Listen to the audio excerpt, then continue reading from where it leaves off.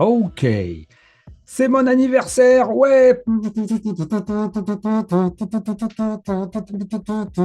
Et je vais vous inviter pour mon anniversaire à me suivre dans la préparation d'un épisode sur le narcissisme. Et en même temps, nous allons faire un magnifique épisode sur les liens entre l'hypersensibilité et le narcissisme. Quel est le rapport avec mon anniversaire? Ben, aucun, ça me fait plaisir, c'est comme ça. Et puis, ça fait partie en même temps des choses que j'aimerais partager le plus souvent. Et j'espère que ça va vous plaire.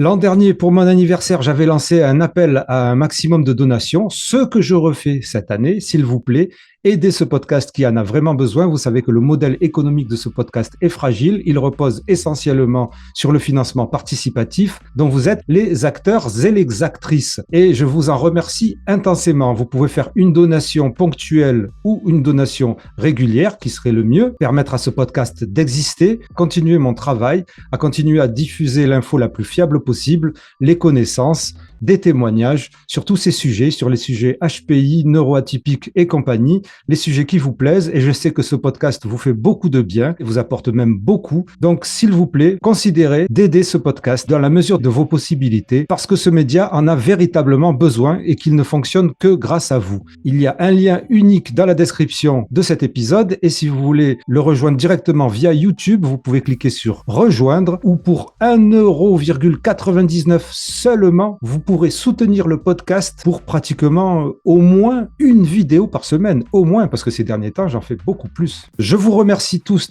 intensément. Je salue tous les nouveaux abonnés qui sont arrivés en masse après l'épisode avec la tranche en biais, que je remercie aussi. Et j'en profite pour m'excuser platement de ne pas pouvoir répondre à tous les commentaires, à toutes vos sollicitations, parce que j'avoue que je suis largement débordé. Mais j'essaye de faire de mon mieux pour ce média et pour répondre à toutes celles et ceux qui m'écrivent. Donc, ça prendra le temps, mais je vous répondrai. Et donc, veuillez m'excuser par avance si ça prend du temps. Et donc, un généreux contributeur de ce podcast m'avait proposé, il y a quelques mois, de m'intéresser au narcissisme via le fameux mythe que les hauts potentiels intellectuels seraient les proies faciles des pervers narcissiques. Moi, j'y comprenais absolument rien au narcissisme. J'ai commencé à m'intéresser au narcissisme. Évidemment, c'est très difficile. Je me fie principalement à ce que je lis et ce que je vois et que me conseillent les spécialistes et les experts que j'interroge, qui sont proches donc de l'esprit critique, de la science, etc., etc. Et donc là, j'ai eu tout un tas de liens. Stéphanie Aubertin, en particulier, avait posté en commentaire d'un de mes posts sur Facebook un nouvel article qui parlait de cette étude qui pointait du doigt les liens entre ce que l'on appellerait l'hypersensibilité et le narcissisme. Donc, on va essayer de comprendre ce que signifie cette étude à travers deux articles de Psychology Today, un qui est sorti il y a 1 an et le deuxième article qui est sorti très récemment avec, évidemment, mes commentaires. Ça va vous permettre de voir tout ce qu'il faut lire pour pouvoir faire ce genre de médias, lire ces études, les comprendre, les interroger. Bref, c'est mon travail et j'espère que vous comprendrez et que vous voudrez, s'il vous plaît, le rémunérer à sa juste valeur. Merci intensément. Passons à l'étude. Ah, avant, quand même, un petit disclaimer. Si vous êtes ici parce que vous vous sentez hypersensible, il y a certaines choses qui vont peut-être vous choquer. Mais bon, essayez de passer outre et de comprendre ce qui est dit là-dedans. Parce que là, on parle de psychologie, de comment la recherche psychologique avance et des fois, les dénominations et les termes qui sont employés ne vous conviendront peut-être pas, mais il faut comprendre comment cela avance et pourquoi certains trucs sont dits valides, non valides, réfutés, scientifiques, pas scientifiques, etc. Donc, j'espère que cela va vous plaire à vous aussi. Donc, le premier article de Psychology Today est un article de Scott Barry Kaufman qui s'appelle Is there a link between high sensitivity and narcissism? Ce qui signifie, y a-t-il un lien entre la haute sensibilité et le narcissisme? Et le deuxième article de Susan Crouse Whitbourne s'appelle Le lien entre la haute sensibilité et le narcissisme. Et vous allez voir, c'est super intéressant. Et l'étude en tant que telle s'appelle Do highly sensitive persons display hypersensitive narcissism? Similarities and differences in the nomological network of sensory processing sensitivity and vulnerable narcissism de Emmanuel Jock, Madita Kodler, Julia Frenzel, Philippe Kanske. Enfin bref, c'est une étude allemande. Voilà, et je vous expliquerai ce que veut dire tout ça au fur et à mesure de la lecture de cet article qui n'est pas si long que ça. Restez avec moi parce que vous allez apprendre des trucs excellents exceptionnelles, enfin que moi je considère comme exceptionnelles, non seulement sur les hypersensibles, mais surtout aussi sur le narcissisme, des choses que je ne savais pas en réalité et que je pense beaucoup de gens ne le savent pas non plus. Voilà, je l'ai traduit évidemment en français, cette fois-ci en vérifiant chaque fois tout ce qui est dit, parce que sinon, voilà, ça risque de faire la même erreur que la dernière fois. Donc l'article, le premier article s'appelle « Existe-t-il un lien entre la sensibilité élevée et le narcissisme ?» Constatation sur le narcissisme vulnérable, nous allons comprendre ce que c'est, et ce qu'elle pourrait signifier pour les personnes hautement sensibles. Donc là, il faut préciser, alors, dans ma traduction, ce qui est en rouge, c'est ce que j'ai rajouté moi-même, j'ai rajouté quelques annotations. Là, nous parlons de recherche psychologique, et que dans la recherche psychologique, et même, vous allez comprendre petit à petit, de la part de la personne qui a créé le concept de haute sensibilité, la sensibilité élevée et le narcissisme sont considérés comme des traits de personnalité. C'est-à-dire, je vous conseille pour cela, pour comprendre les traits de personnalité, de voir l'épisode de ce podcast avec Nathalie Boisselier, Personnalité, Intelligence, les traits de personnalité, qui explique tout ça à travers principalement le modèle principal qui s'appelle le Big Five. Et donc, des traits de personnalité, ce sont des comportements que nous avons en général depuis l'enfance, qui sont plus ou moins innés et qui sont stables dans la durée. Lorsque l'on parle dans cet article de narcissisme, on ne parle pas du trouble de la personnalité narcissique, mais on parle du trait de personnalité narcissique. À partir du moment où ce narcissisme est gênant, est impactant négativement, pour vous, cela devient un trouble. À partir du moment où cela n'est pas gênant et que cela ne vous impacte pas négativement, selon certains critères dans le DSM, cela n'est pas un trouble. Et sachant que l'hypersensibilité, ce qui est appelé ici sensibilité élevée, n'est pas non plus une pathologie. L'article commence ainsi donc. En 1996, ça c'est moi qui le précise, dans son livre révolutionnaire The Highly Sensitive Person How to Thrive When the World Overwhelms You, la personne hautement sensible, comment s'épanouir lorsque le monde vous submerge, la psychologue Elaine Aron soutient qu'être une personne très sensible ou à haute sensibilité peut être à la fois une bénédiction et une malédiction. Elaine Aron, c'est la personne qui a développé et créé le concept que nous connaissons en France sous le nom d'hypersensibilité. C'est elle qui lui a donné sa popularité en 1996, et c'est à partir d'elle que tous ces ouvrages, tous ces psychologues ont commencé à parler d'hypersensibilité en France. C'est devenu hypersensibilité en France, mais ailleurs, on parle de haute sensibilité. Estimant que seulement 15 à 20% des personnes sont des HSP, donc des High Sensitive Persons, elle a constaté que ces individus rapportent qu'ils sont facilement submergés par leur environnement, ils sont gênés par les bruits forts, sursautent facilement et sont secoués lorsqu'ils doivent faire beaucoup de choses en peu de temps. Ils sont souvent profondément émus par les arts et la musique, ils sont plus conscients des subtilités de leur environnement et ils rapportent avoir une vie intérieure riche et complexe. Et là, je précise donc en rouge qu'il existe deux types d'hypersensibilité. Et je tiens à vous préciser que l'hypersensibilité n'est pour l'instant pas validée entièrement par la communauté scientifique ni psychologique, que c'est un concept très controversé, et je vous propose d'aller regarder une vidéo très célèbre de la psychologue Stéphanie Aubertin sur l'hypersensibilité qui relève point par point les oppositions que l'on peut avoir au concept d'hypersensibilité. Certains psychologues considèrent que les symptômes que l'on peut relever dans l'hypersensibilité font plutôt partie d'autres pathologies, d'autres troubles psychologiques, ou alors font partie de traits de personnalité qui existeraient déjà. Mais en bref, si on considère que le concept d'hypersensibilité existe, il y aurait la haute sensibilité, que moi je qualifierais de physique, le toucher, les bruits, les sons, les odeurs, donc qui sont qualifiés de haute sensibilité environnementale, que l'on peut confondre avec l'hypersensorialité et que l'on ne devrait pas confondre avec l'hypersensibilité. Donc, ceux qui revendiquent le concept d'hypersensibilité donc, font bien la part des choses. Les hypersensorialités, c'est ce qu'on peut voir, par exemple, chez les autistes, au niveau de la chaleur, du toucher, de la vue, des sons, de tout. Ce que d'autres personnes considéreraient comme l'hypersensibilité, c'est de la haute sensorialité chez les autistes, mais cela n'a rien à voir avec la haute sensibilité environnementale qui ne serait pas dans l'autisme ou dans des troubles et qui se ferait partie du trait de personnalité hypersensible. Et donc, on aurait l'autre hypersensibilité qui serait l'hypersensibilité émotionnelle, qui est celle que l'on connaît le plus dans les réseaux sociaux et sur les médias. C'est la plus présente dans l'imaginaire populaire et les réseaux sociaux. La haute sensibilité, selon Aron, est considérée comme un trait de personnalité, c'est-à-dire un comportement inné et stable dans la durée. Donc, l'article continue. S'il est formidable qu'il y ait eu une plus grande acceptation culturelle des personnes à haute sensibilité, j'ai remarqué au fil des ans que dans les forums en ligne, les articles et les livres, la façon dont on parle des personnes à haute sensibilité mentionne rarement les inconvénients potentiels d'être hautement sensible, et la façon dont les hypersensibles sont décrits est devenue de plus en plus bombastique. Alors là, je l'ai laissé en français bombastique parce que c'est comme ça qu'il a utilisé. Moi, personnellement, Raph du podcast Intensément, je trouve que ce n'est pas vraiment le cas en France. Selon mon observation personnelle des médias et des réseaux sociaux depuis plus de 3 ans, l'hypersensibilité est présentée comme une particularité quasi mystique, synonyme de faiblesse, d'empathie magique et de grande émotivité non contenue. Et c'est plutôt négatif que positif en général. Il y a beaucoup de positif qui est dit dans certains médias, dans certaines vidéos, dans certains articles, mais en général, on appuie plutôt sur le côté négatif et c'est surtout ce qui ressort sur les réseaux sociaux chez les personnes qui se considèrent être hypersensibles. Et ça, c'est important de parler de personnes qui se considèrent être hypersensibles. Il n'y a pas de diagnostic d'hypersensibilité.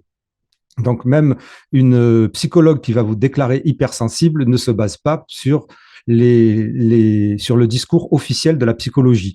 Vous pouvez vous déclarer ou vous pensez hypersensible, mais l'hypersensibilité en tant que telle n'existe pas en tant que diagnostic. Et donc, l'article continue.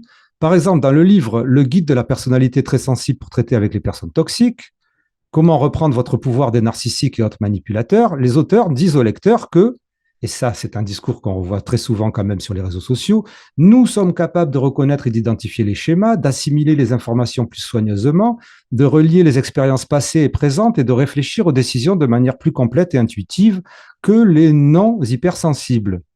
La société vous a peut-être appris que votre sensibilité est une faiblesse, mais elle peut être votre plus grande force. En tant qu'être humain empathique, votre sensibilité est un super pouvoir. Donc ça, c'est le discours comme quoi les hypersensibles seraient non seulement plus intelligents, mais que ça serait un super pouvoir. Et là, l'auteur de l'article précise, tout d'abord, il n'y a pas d'élément sur l'échelle HSP qui implique l'empathie ou la gentillesse. Donc, ça, il faut l'expliquer. L'échelle HSP, qui s'appelle HSPC ou un truc comme ça, d'Elaine Aron, c'est le questionnaire le plus utilisé pour évaluer la haute sensibilité. C'est le questionnaire qui va vous être proposé à chaque fois qu'on va essayer d'évaluer votre hypersensibilité. C'est le questionnaire le plus célèbre et c'est le premier. Il contient environ 25 questions et il a été traduit en plusieurs langues. C'est un questionnaire subjectif, c'est-à-dire que c'est vous qui dites votre ressenti, ce que vous pensez être de vous. C'est pas quelque chose qui est observé de l'extérieur, qui est très controversé, donc voir la vidéo de Stéphanie Aubertin, mais validé par une partie de la communauté psychologique. Depuis 2022, il existe aussi un questionnaire francophone réalisé par Nathalie Claubert et Nicolas Gauvry qui vise à être plus scientifique, voir l'épisode de ce podcast avec Nicolas Gauvry sur l'hypersensibilité si vous voulez tout comprendre. Donc, cette échelle d'Elaine Aron, que vous pouvez voir ici en anglais et ici en français, contient 25 questions. Dans ces 25 questions, l'article remarque avec justesse qu'il n'est pas question d'empathie ni de gentillesse dans les questions. Je vous montre certaines des questions. Par exemple, je vous montre le questionnaire en français. Je suis conscient des subtiles nuances de mon environnement. L'humeur des autres me touche. Je suis très sensible à la douleur. J'ai besoin de me retirer pendant les journées frénétiques, soit au lit. Bref, tout un tas de questions comme ça. Et on peut comprendre qu'il n'y a pas de questions spécifiques à l'empathie, et d'ailleurs l'empathie est un mot là aussi qui est à prendre avec des pincettes parce qu'il faudrait le définir, voir la vidéo de Stéphanie Aubertin, ni à la gentillesse. Et donc, lui, l'auteur de l'article, dit il est tout à fait possible d'être hyperactif, c'est-à-dire hyper réceptif à tous les stimuli de son environnement et aux critiques, voire d'être profondément affecté par l'humeur des autres, tout en étant un colossal idiot. Et il se souvient d'un article qui s'intitulait « 7 signes que Kanye West est secrètement introverti », et cet article essayait de convaincre le lecteur que Kanye n'est pas vraiment un idiot, qu'il est juste un introverti très sensible. Eh bien, en fait, on peut être les deux. De plus, cette façon de penser aux traits de personnalité comme étant non seulement différents de ceux des autres, c'est-à-dire je suis différent, j'ai des traits de personnalité qui sont vraiment à part, mais aussi idéalisés et meilleurs que ceux des autres, a une saveur de narcissisme, évidemment. Ce qui est ironique étant donné que le titre The Highly Sensitive Person's Guide to Dealing with Toxic People, le guide de la personnalité très sensible pour traiter avec les personnes toxiques, parle justement à propos de reprendre le super pouvoir au narcissique dans le monde. Donc c'est assez paradoxal, parce qu'évidemment, lorsqu'on pense que être hypersensible, c'est être à part et au-dessus des autres dans la manière dont on traite les informations et dans la manière dont on réagit, c'est aussi une forme de narcissisme, c'est ce qu'on va comprendre à travers l'étude. Et donc, il dit cette ironie, ce paradoxe n'est pas passé inaperçu au psychologue Emmanuel Jock et ses collègues qui ont observé les similitudes entre la façon dont certaines personnes s'identifient comme très sensibles, parlent d'elles-mêmes et deux caractéristiques essentielles du narcissisme, l'importance de soi, c'est-à-dire s'estimer, l'estime de soi très forte, et le sentiment d'avoir droit à quelque chose, que quelque chose nous est dû.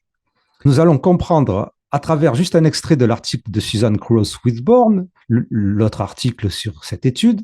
Pour tester cette possible association, les chercheurs de l'Université de Graz ont mené 2 études. Une sur un échantillon en ligne obtenu grâce au pool de participants d'un membre de corps professoral d'âge moyen de 30 ans et une sur un échantillon plus représentatif d'âge moyen de 45 ans obtenu grâce à un site de recrutement en ligne. Ce sont des échantillons qui équivalent à plusieurs centaines de personnes.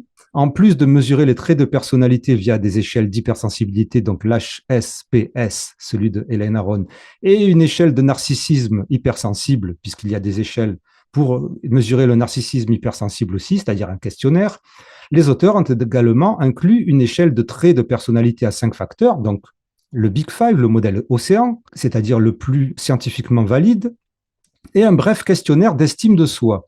De plus, les auteurs ont testé la charge symptomatique possible de ces qualités avec un index de symptômes psychologiques standard, c'est-à-dire un index de symptômes de pathologie psychologique, je suppose, ou de problèmes psychologiques standards. Les auteurs ont adopté une approche de réseau nomologique dans leurs analyses, ce qui signifie qu'ils ont cherché à représenter toute la constellation des traits qui pourraient potentiellement relier ces 2 aspects de l'hypersensibilité. Et donc, c'est là où on se rapproche de comprendre ce qu'est le narcissisme hypersensible ou le narcissisme vulnérable. Le narcissisme n'est pas toujours un narcissisme grandiose, celui qui se tape sur la poitrine et qui dit « je suis le meilleur, je suis le plus beau ».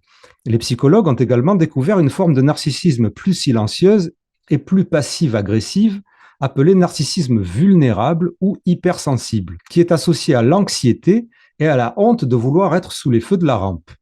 Voici quelques éléments de l'échelle pour mesurer le narcissisme hypersensible et vous allez comprendre de quoi il s'agit. Je peux devenir entièrement absorbé par mes affaires personnelles, ma santé, mes soucis ou mes relations avec les autres. Mes sentiments sont facilement blessés par le ridicule ou les remarques désobligeantes des autres.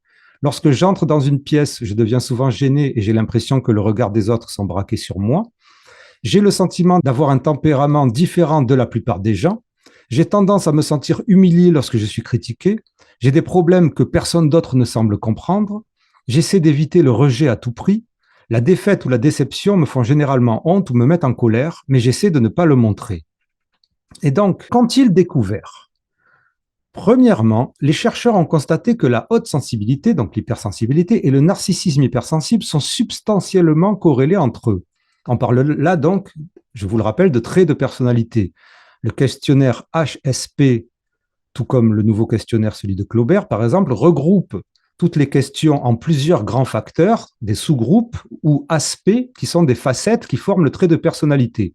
Donc, vous revoyez l'épisode sur les traits de personnalité avec Nathalie Boisselier. L'aspect facilité d'excitation de l'échelle HSP était le plus fortement corrélé avec le narcissisme hypersensible. Selon les chercheurs, cela montre qu'une irritabilité due aux stimuli externes, associée à une attitude de fragilité propre, présente non seulement des chevauchements théoriques, mais aussi empiriques substantiels avec le narcissisme hypersensible vulnérable.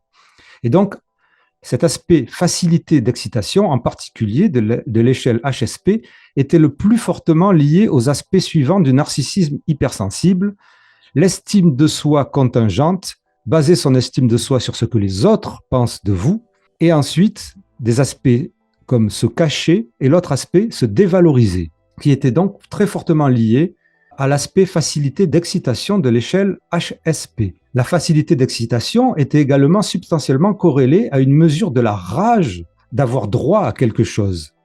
Pris ensemble, cela suggère que ceux qui s'identifient comme des personnes très sensibles adoptent dans une certaine mesure l'attitude suivante: je suis fragile, donc je mérite d'éviter tout désagrément et je réagis avec rage lorsque mes besoins ne sont pas satisfaits. Ça me fait penser à mes enfants.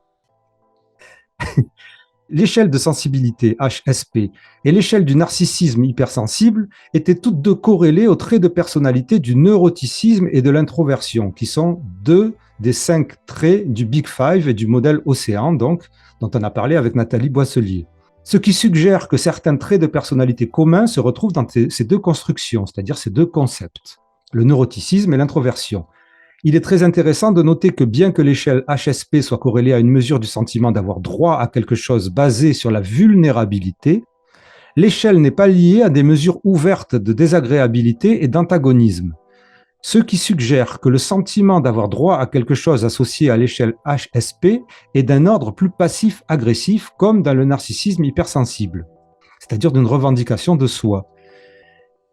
Il convient de noter que les éléments de l'échelle HSP liés à une appréciation accrue de la beauté et de l'esthétisme et à une perception plus profonde de l'art et de la musique n'étaient pas liés au narcissisme hypersensible, mais en revanche, ces éléments étaient beaucoup plus fortement liés aux traits de personnalité d'ouverture à l'expérience, c'est-à-dire le trait de personnalité du Big Five qui s'appelle l'ouverture, avec sa facette ouverture à l'expérience, qui était corrélé, et ça paraît logique, avec des éléments de l'échelle HSP liés à l'appréciation de l'art, l'état artistique, la beauté, l'esthétisme, etc.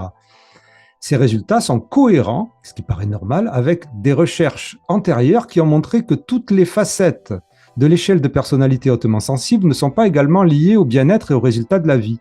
Alors que ceux qui obtiennent un score plus élevé en matière de facilité d'excitation, c'est-à-dire sur les questions qui disent « je suis agacé lorsque les gens essayent de me faire trop de choses à la fois » et de seuil sensoriel bas, « je deviens désagréablement excité lorsqu'il se passe beaucoup de choses autour de moi ». Ce sont 2 questions du questionnaire de l'échelle HSP.